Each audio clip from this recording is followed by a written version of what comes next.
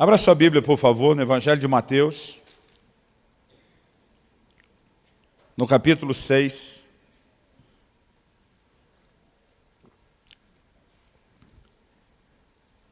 E nós vamos ler dos versículos 16 até o 18.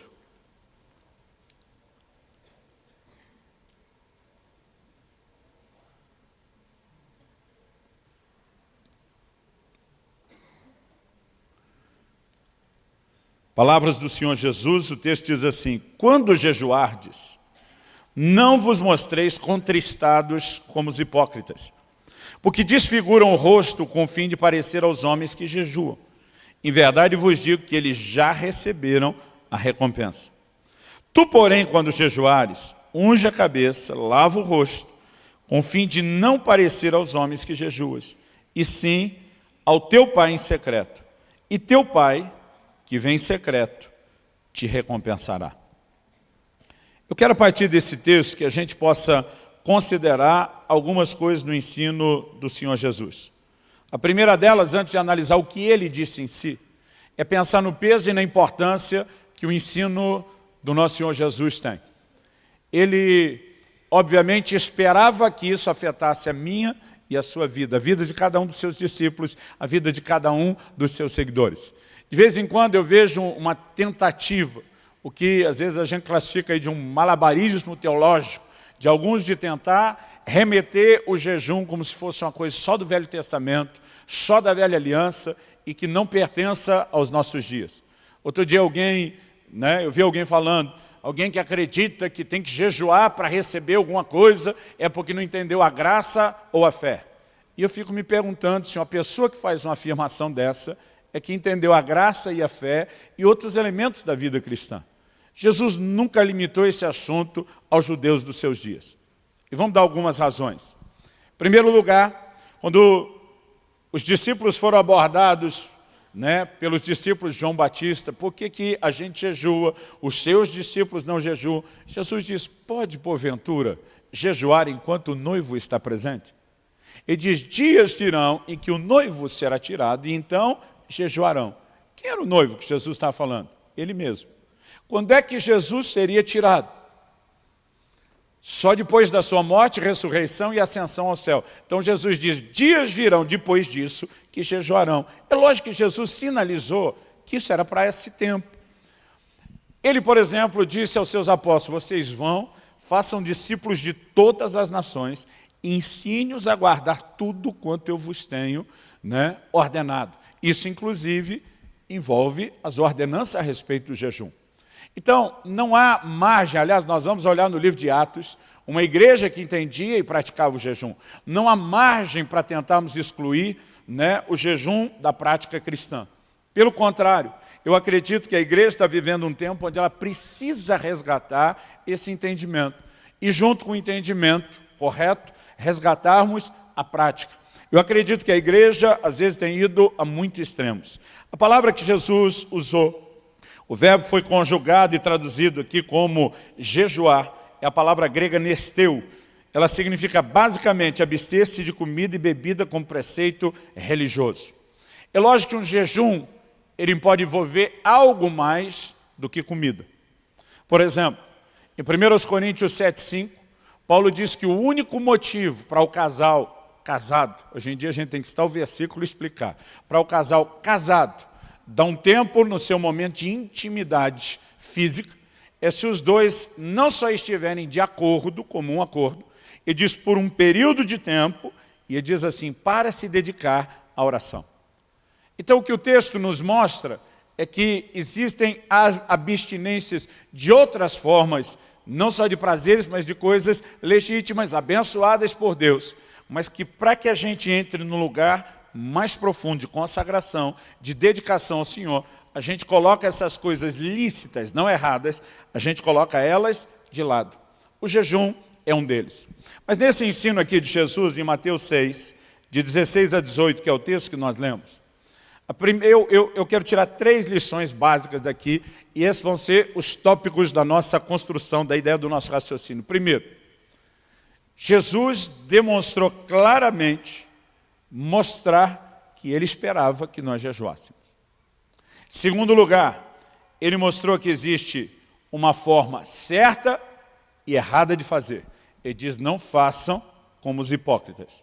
Vocês têm que fazer do jeito certo. Em terceiro lugar, depois de reconhecer a expectativa dele, e que é uma forma e um padrão correto para trabalharmos, eu quero te mostrar a importância de, para que a gente faça a forma correta, que a gente entenda os princípios. Então eu vou tentar, o propósito dessa mensagem hoje à noite é que ela traga mais luz no sentido de ensino, do que só ser uma mensagem que provoque a sua fé, embora estou orando e pedindo a Deus que a sua fé, até para corresponder com isso, também possa ser provocada. Vamos falar da expectativa divina, da expectativa do Senhor Jesus e de Deus de que nós jejuemos.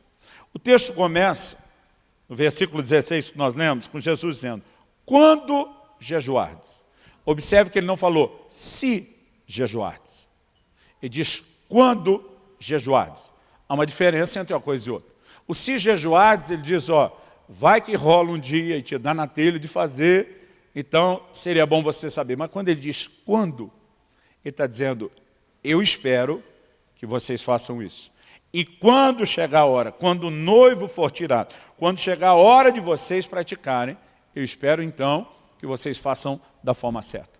Por que eu estou classificando isso como uma expectativa de Deus? Porque não há uma ordem bíblica, pelo menos não um imperativo bíblico a respeito do jejum. Por exemplo, nós temos ordens bíblicas e imperativos a respeito de vigiar, de orar. Né? A Bíblia diz vigiar e orar, e é um imperativo, não é uma opção. É um comando que nos foi dado. Mas você não vai achar na Bíblia um jejuai. Só havia um jejum obrigatório na época do Velho Testamento, que era o dia da expiação. Uma vez ao ano. Essa era a única imposição da velha aliança, e não é algo que se aplique a mim e a você cumprir essa data do calendário como um dia de jejum. Então, alguém me perguntou outro dia, pastor, se não há uma ordem para jejuar, o crente que não jejua, ele não está pecando. Falei, não. Ele falou, se não está pecando, por que é que a gente tem que jejuar? Eu falei, porque a gente não vai jejuar só para fazer obrigação. A gente vai jejuar para satisfazer o coração dele. E se há uma expectativa de que, da parte dele, de que a gente jejue, isso tinha que ser parte da minha e da sua vida. Para mim é uma lógica muito clara. Outro dia alguém me falou, eu não acredito que eu preciso do jejum na época da graça. Aí ele olhou para mim e falou, me dê um motivo para eu jejuar. Justificável e bíblico. Olhei para ele e falei, Jesus jejuou. Jesus, que era Jesus, que não era você, cabeção, entendeu que o jejum era importante e necessário para ele. Você está acima dele. Pensa numa conversa que terminou assim, só com aquele barulho do grilo. Cri, cri, cri, no fundo. Nós precisamos entender não só a expectativa de Deus, mas o porquê dessa expectativa. Então, há momentos, obviamente, onde nós podemos vivenciar algo que estamos promovendo aqui para a próxima semana de outubro, que são direcionamentos proféticos, são convocações para que o povo se posicione. E isso também nós vamos encontrar várias vezes na Bíblia. Quero ler só 2 versículos como exemplo.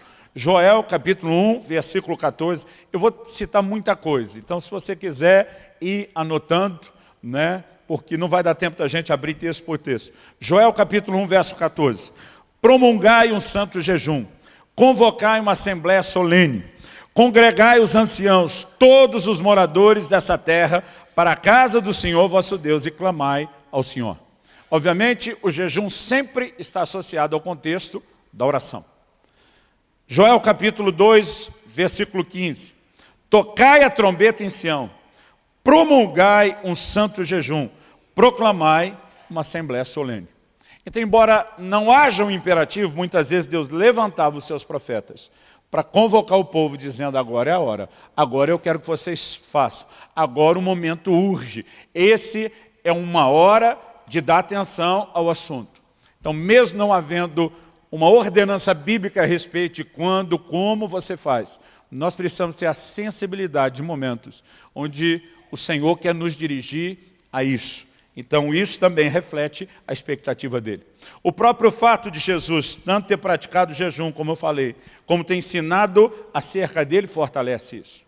Mas se nós começarmos a entender o jejum, não só como uma forma de petição, mas como parte da nossa devoção a Deus, talvez isso nos ajude a pensar a coisa de uma forma um pouquinho mais abrangente.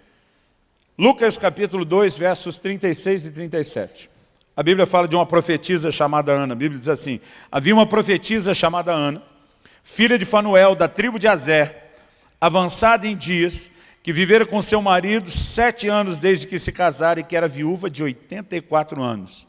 Esta não deixava o templo, mas adorava noite e dia em jejuns e orações. Olha que interessante a frase. Adorava noite e dias, com jejuns e oração. O jejum aqui não entra só como parte de uma ferramenta para turbinar os resultados da oração, mas como algo importante na nossa devoção, na nossa adoração, ou no que a gente pode chamar do ministério ao Senhor. Atos capítulo 13, versículos 1 e 2. A Bíblia diz assim: havia na igreja de Antioquia profetas e mestres, Barnabé, Simeão por sobrenome Níger, Lúcio de Cirene, Manaém, Colasso de Herodes, o tetrarca, e Saulo. Servindo eles ao Senhor, essa palavra servindo significa ministrando ao Senhor, e jejuando, disse o Espírito Santo: separai-me agora, Barnabé e Saulo, para a obra a que os tenho chamado. A Bíblia fala de um ambiente onde eles estão ministrando ao Senhor. A Bíblia não fala de uma necessidade especial. A Bíblia não fala de um motivo urgente ou desesperador, né, de nenhum tipo de problema, mas eles entendem que parte daquilo que, que deveria embalar esse ministério ao Senhor, o servir ao Senhor, era também os seus jejuns. E nós precisamos entender isso, então não apenas como uma ferramenta, mas como parte da nossa devoção. Eu acho que essa é uma forma que nos ajuda a entender a expectativa de Deus. Porque a expectativa de Deus para mim e para você não é porque Ele quer que a gente sofra. Não é porque Ele quer que a gente passe fome. É porque Ele quer que a gente possa desfrutar dos benefícios dEle. Que começa por um nível de comunhão, que pode se tornar bem mais intenso e profundo. Mas há outros benefícios que eu e você deveríamos considerar por trás dessa prática. Benefícios não só espirituais, eu diria naturais. O assunto do jejum, durante muito tempo, na história recente, tem sido controverso para a medicina. Porque muitos lutam contra a ideia como se fosse algo que fizesse mal ao corpo. Agora, a história nos apresenta que a maneira da humanidade lidar com isso por muito tempo foi bem diferente da nossa. Hipócrates, o chamado pai da medicina, dizia que o jejum é a mesa de cirurgia da natureza. E dizia que quando o animal está doente, ele para de comer, porque quando a gente está doente, a gente tuxa comida, né, para tentar melhorar. E eles trabalhavam conceitos. Há relatos da antiguidade de que os egípcios tinham uma saúde fora do comum, porque tinham o hábito de jejuar 3 dias, né, por mês. Há muitas declarações. Pitágoras, antes de desenvolver aquilo que brilhantemente fez, teria feito um jejum de 40 dias na água e passou a exigir isso de todos os seus discípulos. Quando a gente olha ao longo da história, ele nunca foi tratado dessa forma. Mas descobertas recentes, como por exemplo, um japonês que ganhou o Prêmio Nobel da Medicina em 2016, tem defendido o jejum como algo extremamente saudável. Nobel 2016 afirma que quem jejua mais, vive mais, tem vida mais saudável. Ele explica o que eu não quero entrar no aspecto científico aqui do processo de autofagia, que é quando as células, na falta de alimento, começam a consumir aquilo que de ruim o nosso organismo tem e o quanto isso vai nos beneficiar. Há benefícios incríveis. Uma pessoa que jejua 1 dia por semana, ela dá uma pausa no seu sistema gástrico todo, ela consegue ter um descanso para o corpo, ela passa por um processo de limpeza e purificação. Se a gente olhar só os benefícios naturais, já seria algo que deveria empolgar a gente. Mas nós estamos atrás de algo bem maior do que o benefício natural, que é o espiritual. Jesus diz: o teu Pai que te vê em secreto te recompensará. Tem uma recompensa que vem de Deus. Não é a recompensa que o hipócrita jejuando errado vai ter. O hipócrita vai ter o benefício natural, mas o espiritual é para quem realmente se conecta com Deus. E quando você começa a entender os benefícios, talvez dá para entender a expectativa de Deus. De um Deus está olhando para a gente e dizendo, eu quero trazer vocês para esse lugar do jejum, porque eu sei o que isso vai liberar, eu sei o que isso vai desatar na vida de vocês. Quem está entendendo, diga amém. Uma outra ocasião, um irmão falou para mim, falou, me dá um motivo para eu me empolgar a jejuar como se isso fosse me levar para um lugar melhor. Falei, Jesus diz em Marcos 9, 29, que há uma casta que não sai a não ser por meio de oração. Quando os discípulos fracassaram em libertar uma pessoa, Jesus diz, tem um nível que vocês ainda não alcançaram, porque vocês não descobriram o caminho para lá. Eu falei, as pessoas que jejuam vão alcançar e viver coisas em Deus que os que não jejuam talvez não vão ter acesso. Você acha que é um bom motivo? Eu acho que é um bom motivo. E quando eu olho para as Escrituras, eu não posso negar que em cenários de crise, sempre eles trataram o assunto com jejum. Embora a gente deva jejuar por devoção a Deus, por amor ao Senhor, para estar sós com o Pai, assim como Jesus falou sobre orar em secreto, porque queremos desfrutar a presença dEle, Ele falou também a respeito do jejum. Embora esse seja talvez o foco principal que deveria nos mover, é inegável que cenários de crise, crise pessoal, crise coletiva ou social de uma nação, sempre ao longo das Escrituras foram enfrentados com jejum. E todo esse monte de informação que nós temos nas Escrituras deveria sugerir para mim e para você que isso não é mera informação, é ênfase, é uma repetição didática, é Deus tentando nos mostrar que isso tinha que ser parte da nossa cultura como povo que o serve. Então, por exemplo, vamos falar de um aspecto individual, de crise. Salmo 35, 13. O salmista diz, quanto a mim, porém, estando eles enfermos, as minhas vestes eram pano de saco, eu afligia minha alma com jejum, em oração me reclinava sobre o peito. Quando você vai ver o contexto todo do que ele está falando, é quando ele estava precisando, eu lutei por eles. Agora ele vai dizer, agora que eu estou precisando, eles me abandonaram. Mas no contexto, na hora de fazer a analogia, ele diz como ele lutava pelos seus amigos. Estavam enfermos, era um momento de crise, era problema. Eu jejuava por eles. Isso mostra uma mentalidade com a qual eles viviam enfrentando as crises. Agora, em cenários, né, que nós poderíamos dizer de uma crise coletiva para todo mundo, isso se manifestava ainda mais.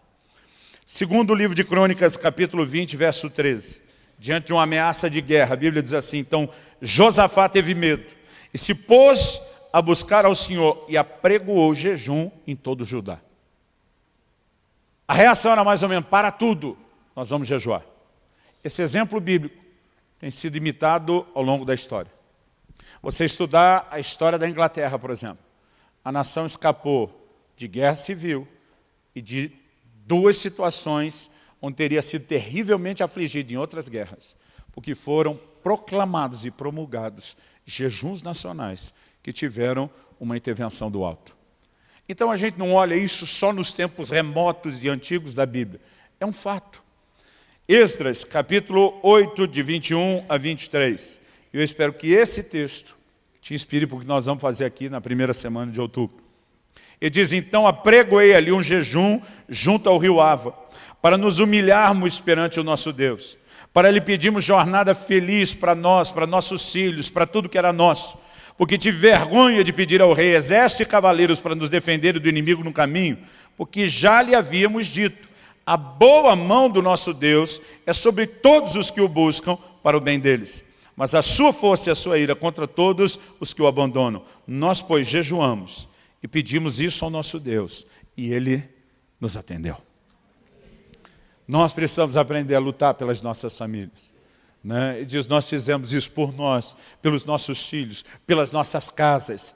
E observar e reconhecer que ao longo da Bíblia nós temos um padrão sendo formado, de pessoas que entendiam a prática do jejum e preenchiam a expectativa de Deus. Dito isso, segunda coisa que eu quero trabalhar, atitudes certas e erradas no jejum. Em Mateus 6, Jesus está dizendo, não façam como os hipócritas que querem ser vistos pelos homens. Jesus diz, eles já receberam a recompensa. O que Jesus está dizendo? O que você mais queria que as pessoas te vissem, pronto, te viram.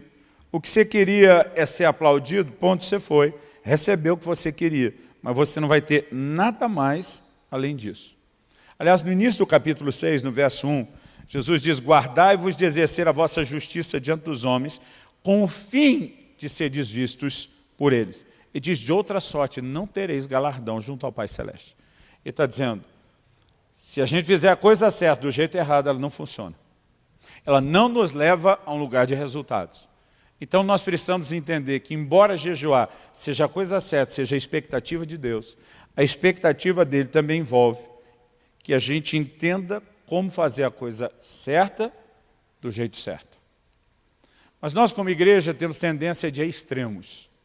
A gente olha alguns que erraram em algumas coisas e parece que a gente quer desassociar totalmente, até do que de certo, aquelas pessoas que erraram faziam. Por exemplo, em Lucas, no capítulo 18, no versículo 12, Jesus fala de um fariseu que sobe no templo, começa a bater no peito, se orgulhar, dizendo, eu jejuo 2 vezes por semana. Pergunta, era errado jejuar 2 vezes por semana? Jesus nunca falou isso. Errado era ficar se orgulhando disso, ou como diria no interior, se metidando. Errado era a atitude e não a prática. E para você ter uma ideia como a igreja teve o bom senso de separar as coisas, a Didaquê, que é uma das literaturas, tirando obviamente o texto bíblico e sagrado mais antigo da história da igreja, é considerado o mais antigo catecismo cristão escrito, registrado, orientava os cristãos a também jejuarem 2 vezes por semana, mas de preferência evitarem o dia em que os religiosos ou os hipócritas faziam isso, só para não ser associado com eles. Mas eles tinham a capacidade e o bom senso de dizer, a gente consegue segurar os mesmos 2 dias por semana, mas nós não vamos agir como eles agiam. O problema é que muitas vezes a gente acaba indo a extremo. Tem gente, até porque ao longo dos séculos, a igreja romana acabou transformando o jejum no mero ritual, numa imposição coletiva, em datas específicas, na ideia de penitência, que não tem nada a ver com o que nós vamos ensinar aqui. Parece que, de alguma forma, os cristãos reformados disseram, vamos deixar esse negócio tudo de lado. E tem gente jogando, junto com a água suja da banheira, o bebê. Jogando fora, o que não precisava. Deus nunca quis que a gente descartasse o jejum. Ele só quis que a gente fizesse de forma correta. Então vamos entender alguns princípios básicos. Qual é a razão primária do jejum? Todo dia um irmão falou para mim, pastor, eu vou dizer para o senhor, eu não gosto de jejuar não, porque eu passo fome. Eu olhei para ele e falei, sério? E eu falei, e a ideia não era essa mesmo? Qual o propósito do jejum quando você nega não só o alimento, o sustento, mas o prazer à sua carne? É a ideia de mortificação da carne, o que é pregado nas Escrituras. A Bíblia fala sobre negarmos a nós mesmos, a Bíblia fala sobre morrermos para nós mesmos, sobre estarmos crucificados com Cristo, a Bíblia fala sobre massacrarmos a nossa carne, e a ideia começa daí. Então, irmão, não tem como você pensar num massacre que te faça se sentir bem. Agora, é lógico, pessoas que têm uma dieta mais saudável ou que se preparam para um jejum vão sofrer menos. Porque boa parte do sofrimento do jejum é a desintoxicação que a gente passa de uma má alimentação que a gente tem, principalmente em épocas de comida industrializada. Pastor Francisco, desde que eu conheço ele, tem o mesmo peso, a mesma dieta, firme, rigorosa. Eu perguntei para ele, Francisco, quando você decide entrar para o jejum, anos atrás, você tem dor de cabeça? Ele falou, não. Eu falei, não acredito. Ele falou, porque não como que nem você. Então, alguns vão sofrer menos. Mas, gente, é muito difícil dizer que a pessoa vai parar de comer e que ela vai ficar bem. Porque, tirando o massacre da carne, a Bíblia define o jejum como afligir a alma. Todo dia o irmão falou, não, pastor, eu não gosto de jejuar que eu fico mal-humorado. Eu falei, sério, estou tentando achar um que fica feliz, rindo porque não comeu. Agora, o que a gente tem que pensar não é no massacre da carne ou na aflição da alma. é no que isso faz pelo nosso espírito. Porque, na verdade, essa morte da carne, essa aflição da alma, é para tirar de cima do nosso espírito um entulho que nos impede de ter uma conexão melhor com Deus. Toda a relação do homem com Deus, ela envolve o nível do espírito. Jesus diz, os verdadeiros adoradores adorarão o Pai em espírito. Paulo diz em 1 Coríntios 6, aquele que se une ao Senhor é um só espírito com Ele. Todo relacionamento é no nível do espírito. Agora, a maioria de nós nem vive muito consciente do que é o nosso espírito. Porque o tempo todo nós estamos debaixo desse peso, né, da carne, da alma, de emoções, e o jejum, ele consegue nos tocar nesse sentido. Quais são as consequências do jejum quando a gente fala dessa liberação do espírito? A primeira coisa que a gente pode destacar é uma maior percepção das coisas espirituais. A gente citou Atos 13:2. Enquanto ministravam ao Senhor e jejuavam, disse o Espírito Santo. Principalmente quem está vivendo um momento de definições, que precisa de direcionamento, precisa entender que, além de oração, o jejum é uma ferramenta importante. Ele te ajuda a ficar mais sensível. Vou citar para você uma definição que eu li no livro do Kenneth Hagin aos 15 anos de idade. E nunca mais esqueci. Ele diz, o jejum não muda Deus. Ele, Deus, é o mesmo antes, durante e depois do seu jejum. Mas jejuar mudará você. Vai lhe ajudar a se tornar mais suscetível ao Espírito de Deus. Então, o benefício de como isso fortalece não só a nossa comunhão, ou como isso te torna mais consciente de algumas coisas. Uma vez uma pessoa falou para mim assim, pastor, o jejum dá autoridade para a gente. Falei, discordo. Jesus deu autoridade para a gente no nome dele. Isso não tem nada a ver com o jejum. Ah, mas Jesus falou que tem uma casta que não sai a não ser com jejum. Falei, porque o jejum te torna mais consciente da autoridade que você tem para usá-lo. Mas ele não aumenta a sua autoridade. Ele só te leva a uma percepção maior do que é que você tem. O jejum, ele não aumenta a sua fé. Mas ele vai tornar a sua fé bem mais fácil de fluir.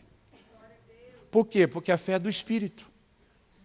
E quando eu e você começamos a jejuar, parece que aquele entulho da carne e da alma que está sufocando a gente, começa a ir a capacidade de você exercer e liberar a sua fé para coisas maiores e impressionantes.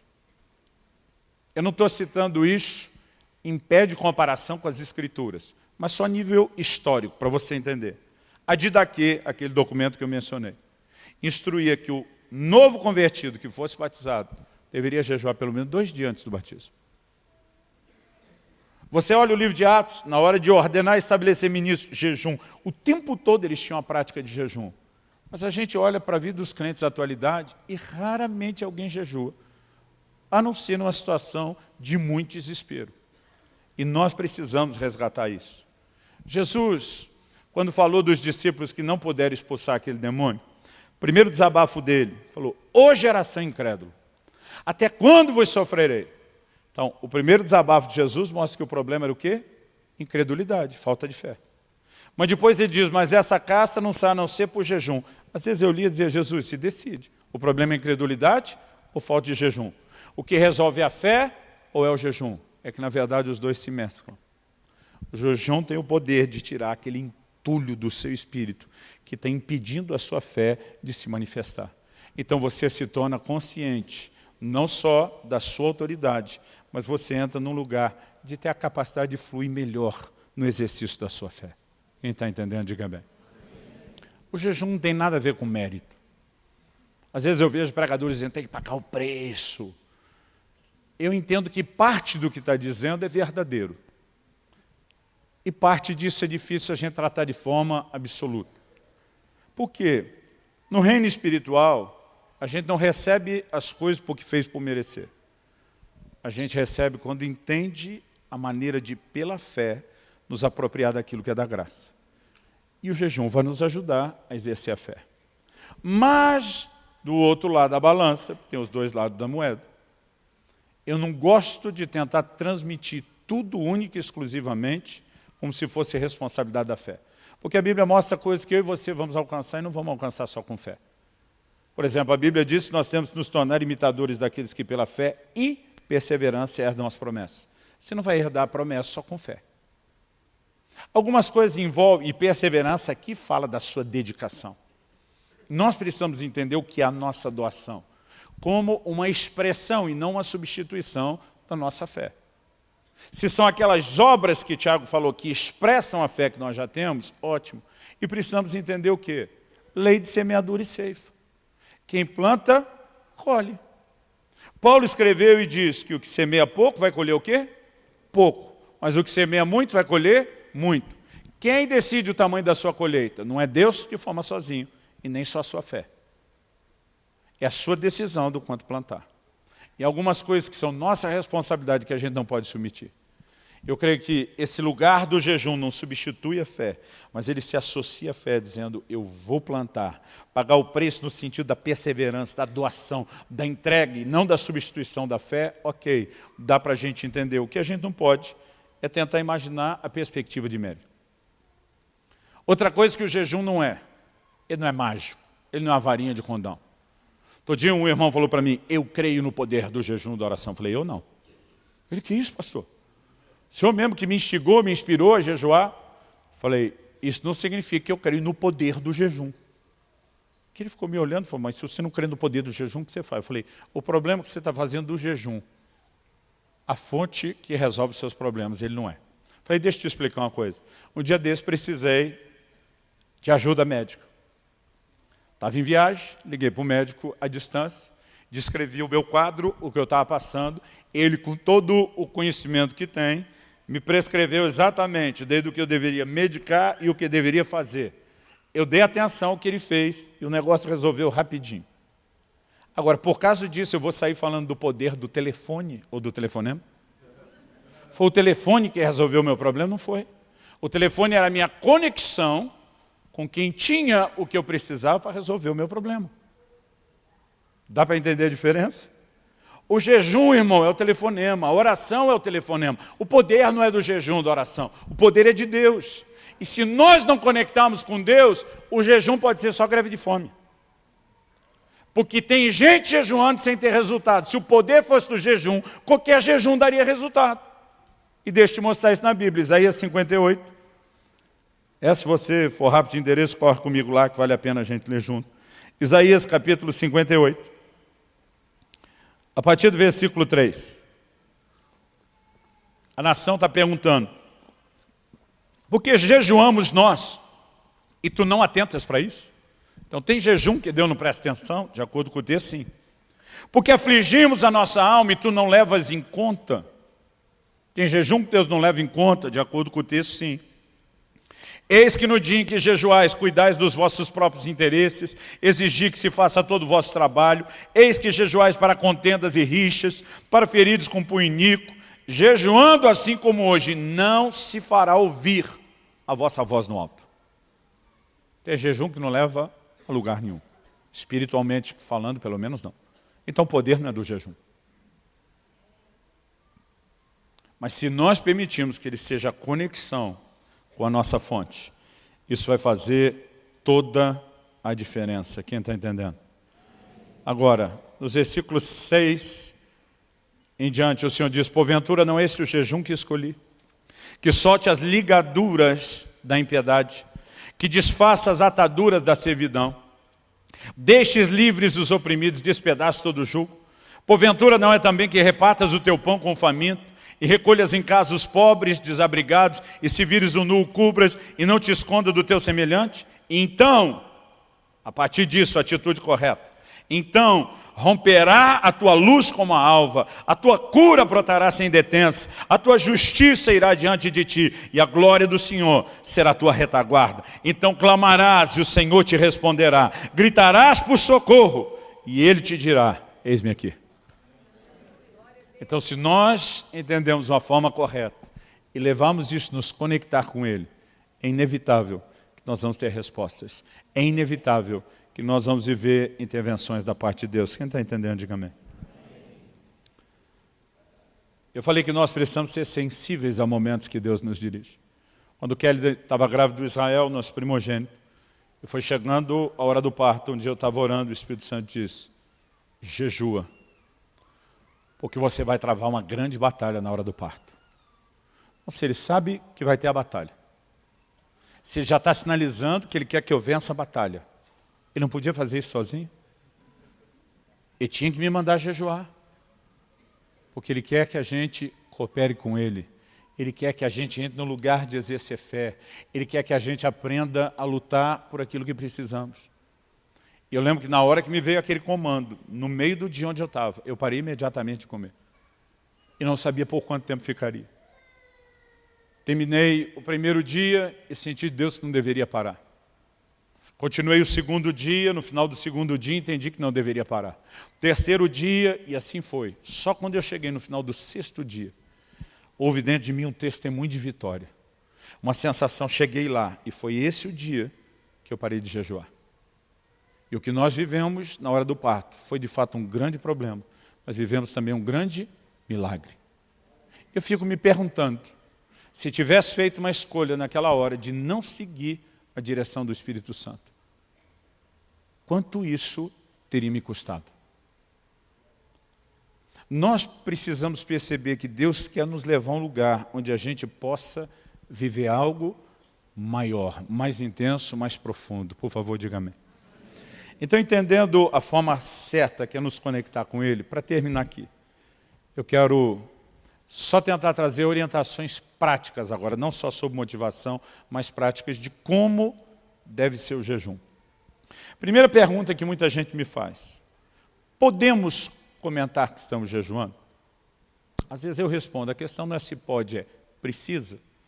Há alguma necessidade? Porque na verdade o que Jesus está dizendo não é que ninguém nunca pode saber do seu jejum. Se você olhar na Bíblia que tinha jejuns coletivos, dias específicos, convocações, todo mundo sabia que todo mundo estava fazendo jejum. O problema não é tomar o conhecimento. O problema é, se o conhecimento for transmitido, o que é que a gente quer passar com ele?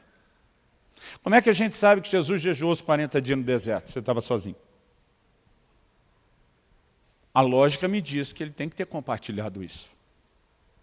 Até porque se isso é feito sem o desejo de uma promoção pessoal, ele vira incentivo. Como que eu comecei a me sentir encorajado de jejuar? Ouvindo a história de quem jejuava. Gente, meu primeiro jejum, era adolescente ainda, tinha 15 anos de idade. Eu pulei o almoço e porque achei que podia morrer, fiquei com o refrigerante. Eu pensei, não, se ficar sem comer pode morrer, melhor tomar o refrigerante.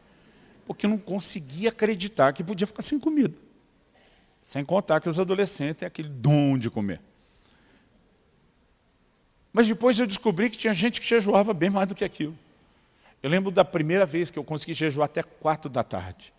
Eu, meu Deus, não morri, entreguei o jejum.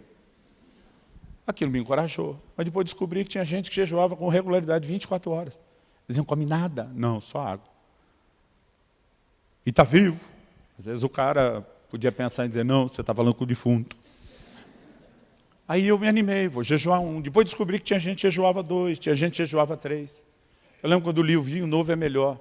Vi que ele fez um jejum de 14 dias na água. Eu comecei a conhecer pessoas que, compartilhando a história, mostravam para a gente não só a possibilidade de encarar esse tipo de coisa, mas gerava fé e encorajamento. Então a questão não é se pode ou não pode falar, é deveria. Em que situação? Em que circunstância? Né? Eu, particularmente, é a primeira vez que eu torno isso público, tirando a reunião que nós tivemos com os líderes no início do mês, de qual era o propósito do jejum. Eu evito falar sobre isso. Evito entrar em detalhes. Até porque quando é um jejum prolongado, às vezes a gente assusta alguns que não têm ideia de como a coisa funciona e se processa. Mas isso não significa que em momento nenhum a gente não possa falar.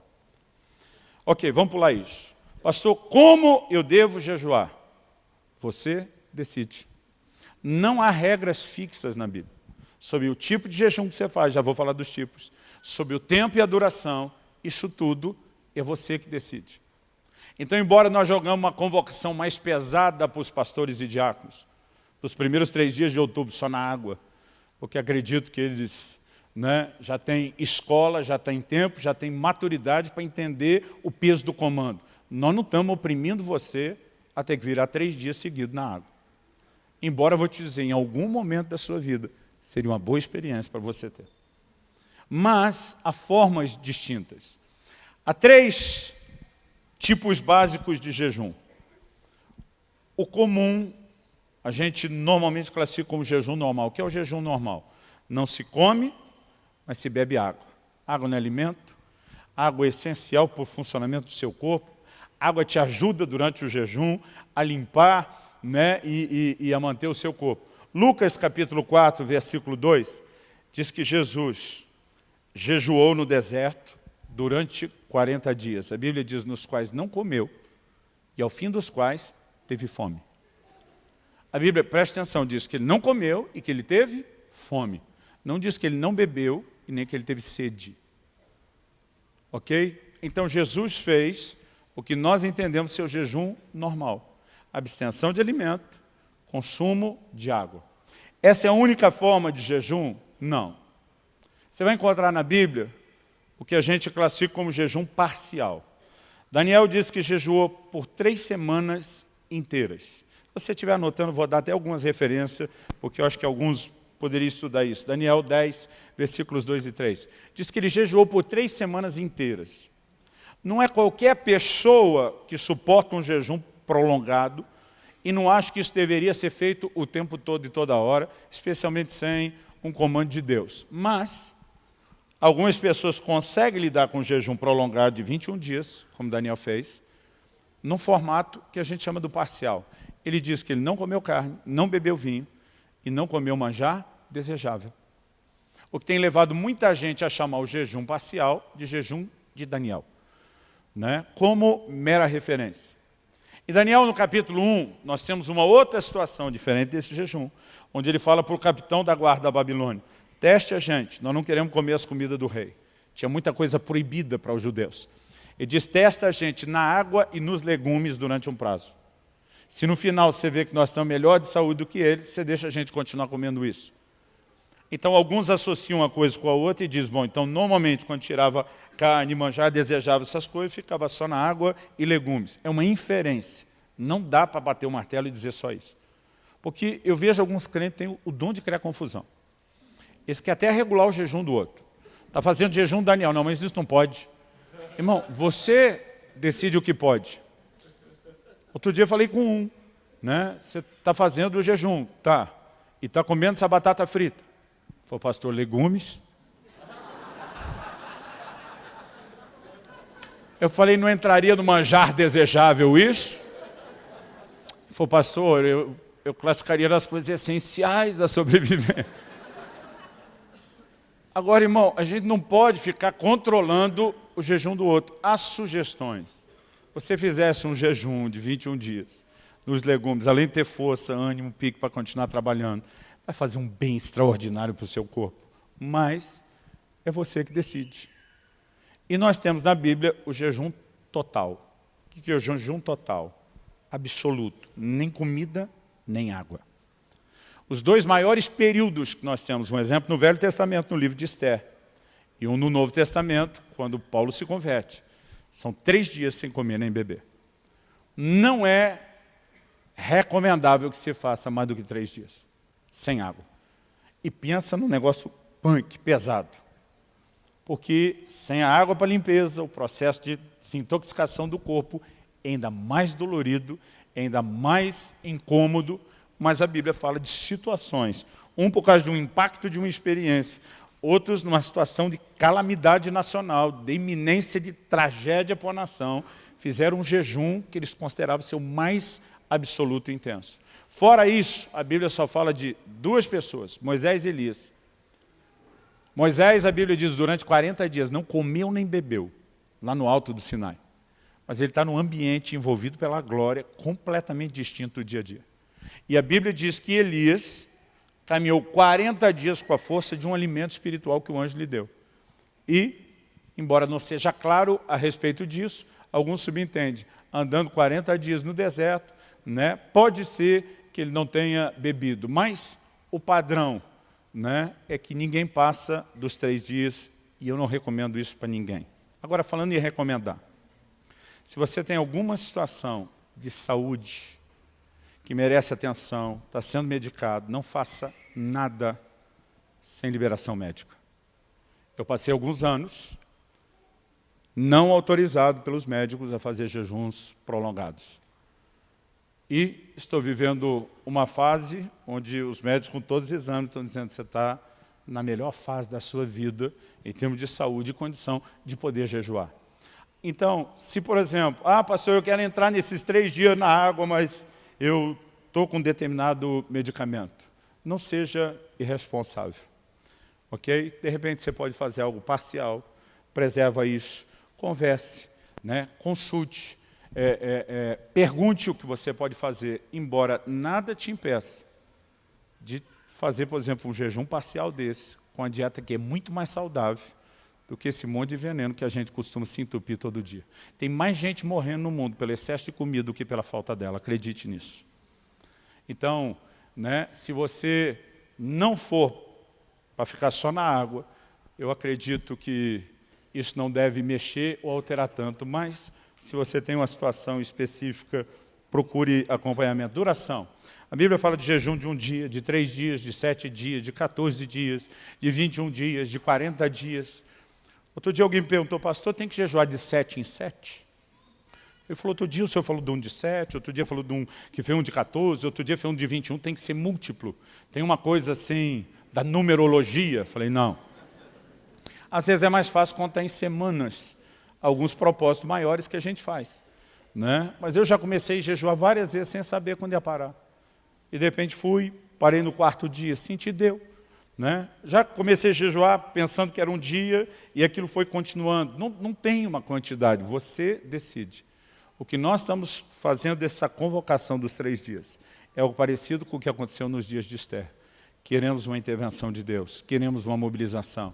Você não pode fazer só na água, faça parcial. Pastor, não dá para mim fazer os 3 dias. Ok, não espera chegar outubro. Tenta dar pelo menos esses 3 dias antes. De repente você faz um jejum de 24 horas, encerra à noite, no outro dia faz de novo, encerra à noite. Agora, tudo depende do seu tipo de trabalho, né? Se você tem um trabalho braçal que exige de você energia, talvez seja melhor antecipar o jejum para o fim de semana, em vez de deixar para a segunda, terça e quarta. Mas a decisão é sua. Agora, nós precisamos entender que, de uma forma geral, eu não perguntaria por que praticar o jejum, por que jejuar. Eu faria a pergunta inversa, por que não praticar, depois de tudo que você ouviu? Por que deixá-lo de fora da prática da nossa vida? E quando a gente vai fazendo, nós vamos descobrindo aos poucos. Eu fui descobrindo alguns limites do meu corpo, eu fui descobrindo... E, gente, eu posso contar aqui... Outro dia, quando eu preguei a mensagem do Até que Nada Mais Importa, que eu falei daqueles 21 dias na água, alguém falou, pastor, eu queria ser que nem o senhor, eu começo a jejuar, não aguento, eu desisto. Eu falei, você acha que isso nunca aconteceu comigo? Eu falei, já dei de comer porque não aguentei, até comer porque esqueci. Eu lembro de um dia assim, a decepção, eu estava no meio da tarde, comi uma banana, quando eu estava terminando de comer a banana, lembrei que estava de jejum. Falei, já era. Né? Eu lembro de uma ocasião que eu reuni um grupo de pastores e líderes, morava em Guarapuava na época, e nós decidimos nos trancar 3 dias na chácara. Os primeiros 2 dias a gente segurou bem. E o duro que a gente tinha uma mania besta, homem quando junta tem uma mania de ficar provocando um ao outro. Então no segundo dia, aquele pior dia da desintoxicação, que está todo mundo mal-humorado, doido para fugir, comer, a gente já está trancado, longe para não acontecer isso. Aí começou uma brincadeira, não dizia, imagina agora uma lasanha bolonhesa. Daqui a pouco vinha outra, imagina um frango assado. Imagina uma pizza, né, de 4 queijos. A turma chegava a ter visão. Aquela brincadeira foi indo ao longo do dia. Teve uma hora que um falou assim, na época isso, acho que nem existe mais lá em Guarapuava, mas era famoso lá. Pensa num x-salado do Lagoa Lanches. Ninguém fez foi um silêncio. Na hora que eu vi o silêncio, falei, entrou em todo mundo aí.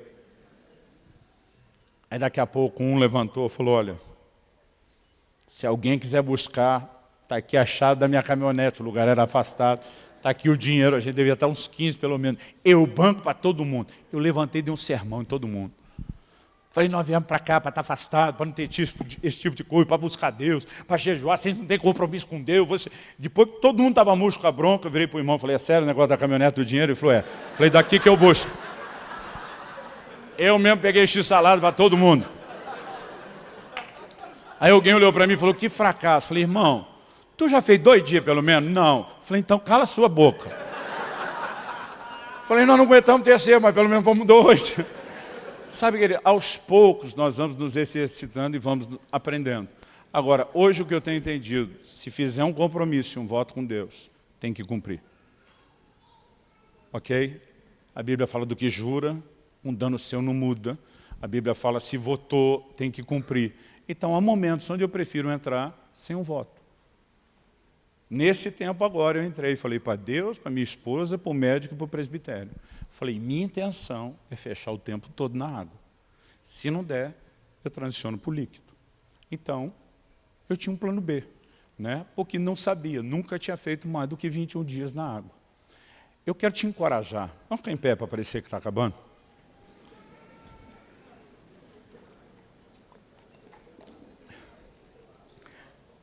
Se você nunca fez, não começa a tentar virar o campeão do jejum da noite para o dia. Comece a exercitar. Comece a incluir isso nas suas práticas, né? Começa com algo menor. Comece com jejum parcial. Mas eu gostaria que você entendesse o peso e a importância dessa convocação. E que a gente não pare só nessa de outubro. Não, pastor, entendi a mensagem, a jejum em outubro, por esse ano deu. Não, eu espero que isso possa se tornar parte de um estilo de vida que nos ajude a entrar não só na plenitude dessa nova estação que Deus tem para nós, mas a usufruir de uma forma geral no dia a dia, muito mais daquilo que Ele tem. Você recebe esse encorajamento em nome de Jesus? Eu gostaria que você fechasse seus olhos, que você pudesse orar e dizer, Senhor, eu quero absorver, eu quero entender o ensino bíblico sobre jejum. Eu acho que esse assunto merece um curso inteiro, um livro inteiro. A gente está tentando de forma resumida, breve, te dar o básico. Mas eu não consigo imaginar como a gente aceita a ideia de uma vida cristã que não tenha as marcas do jejum. Eu quero que você possa orar e dizer, Senhor, eu quero entender, eu quero corresponder com a tua expectativa. A expectativa dele não é porque ele quer oprimir você. Ele quer que você viva os benefícios. Ele quer que você experimente o resultado, para que a glória dele seja a tua retaguarda, para que você clame e ele te responda e diga, eis-me aqui. Espírito Santo, só o Senhor pode nos ajudar a entrar nesse lugar de uma fome tão maior pelo Senhor, que chegamos ao ponto de desprezar o que é essencial à sobrevivência, o que é tão prazeroso ao paladar. Nós queremos viver nesse lugar, onde o nosso jejum reflita a fome de Deus. Não só o desespero por uma intervenção específica, não só a expressão de fé de quem precisa de um problema resolvido, mas a expressão de um coração que quer conectar cada vez mais com o Senhor, que quer entrar em lugares que ainda não entramos antes, que quer viver uma nova dimensão. Abra os nossos olhos. Nossa mente foi tão programada, não apenas pela cultura, pela nossa própria carnalidade, a lutar contra o jejum. Nosso instinto de sobrevivência nos coloca na contramão de tudo isso. E muitas vezes mudar a forma de pensar e as nossas práticas, elas requerem algo que só a tua palavra e o teu Espírito pode fazer dentro de cada um de nós. Nós nos recusamos a saber que estamos tão próximos de viver algo novo nessa nova estação e não lutar por isso. E não nos entregar mais ao Senhor. Vem sobre nós. Desperta algo em nós. Quebra essa forma errada de pensar. O peso e influência mundana e não do que um filho da luz deveria ter.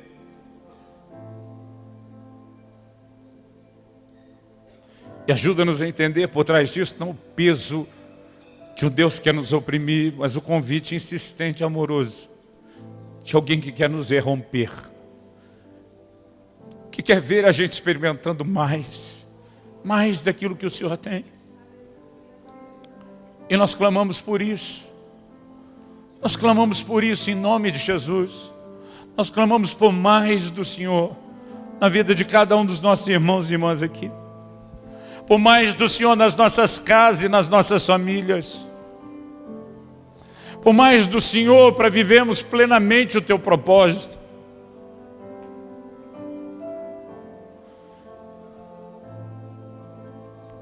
Que venham dias de se trazer o céu à terra. Nós clamamos em nome de Jesus.